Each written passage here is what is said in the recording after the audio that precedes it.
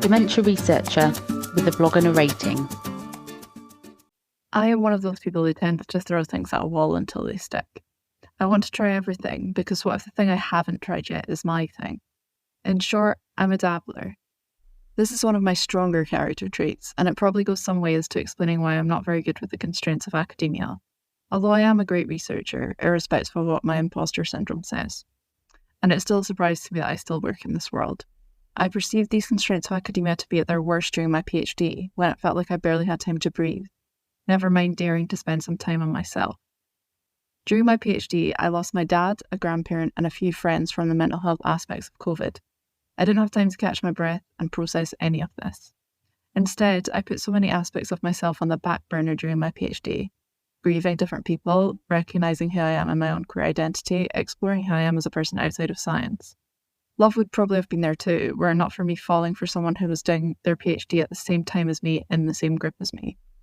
I feel like I put myself on hold for my PhD. Not just my life, but my literal identity. 18-hour days working on a thesis don't really allow for any sort of exciting or enjoyable external thought. I'm now 30 and I've been in a postdoc role that I love for more than 2 years now. But because of all of this, I feel like I'm stuck at 24 and that I'm still looking for who I am. A PhD isn't the only reason for this, but I equally don't feel I would be in this position if I hadn't done one. Granted, I cannot stress enough that this is not everyone's experience of a PhD by any stretch. But I am at the extreme end of a bell curve. That being said, it is important that we talk about this for those who are closer to my position than the almost always 9-to-5, extremely supportive environment that my partner and many others experience. This was not a circumstance of my own creation. Sure, I have traits in life experience that make me more susceptible to my PhD experience being overarchingly bad. But the crux of it was more to do with the expectations and demands of academia, the normalisation of the idea of grinding until you break and then grinding some more. Oh, that's not enough. Guess you better keep on grinding then. What's that? You didn't do any work this weekend?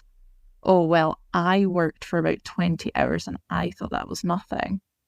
It's 5 p.m. and you're leaving? But no one else has left the office yet? How do you expect to finish your PhD if you go on holiday? You'll be out of the rhythm when you come back? Maybe you should leave starting a family or getting married until you're done.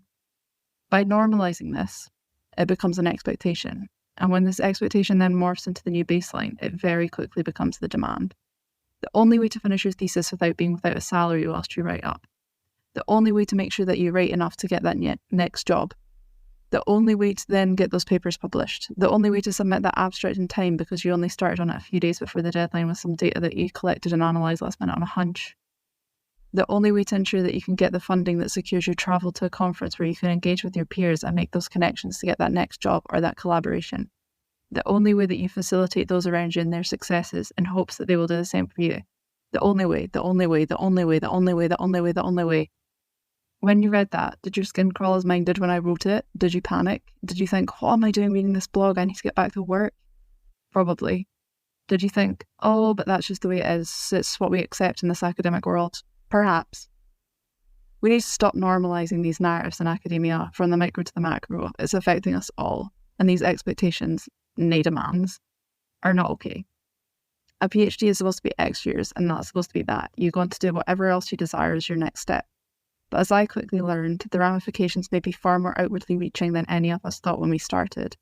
I remember reading a Reddit post sometime last year when someone asked a PhD forum what traits they still have from their time doing a PhD. A person whose partner had done a PhD responded, commenting at length about how their partner needs constant momentum and cannot stop and rest and relax. Reading in detail about this person I didn't know, thinking, yep, that's me, again and again with every sentence, I had an epiphany about how I was now. Remember that I said I was a dabbler? This, combined with a newly recognised momentum, and my PhD now being complete with nothing as time-consuming to channel myself into, is a fascinating problem to have, and one that I feel like no one really talks about, at least in my experience. I feel like I'm pinballing about, screaming, this is me now, whenever I find another thing I want to try. Gene from Bob's Burgers, anyone?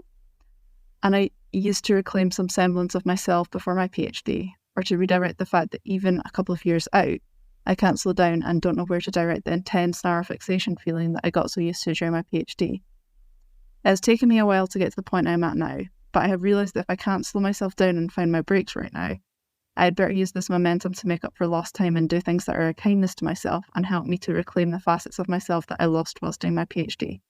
This isn't a great place to end a blog, but the truth is that this is still very much an active and ongoing process for me, and one that I hope to write more about in these blogs, because these things have taught me a surprising amount about the world of research. For now, I will close today with a non-exhaustive list of some of the things I've tried or am in the process of trying in this pursuit. They are burlesque, life modelling, rug making, sculpture, quilting, roped art, skipping, pottery, drag, roller skating, weightlifting, hula hooping. That's it for now, but I'm sure I will have picked up something else before I see you at my next blog. Thank you for listening. Join the Dementia Research bloggers and share your own views.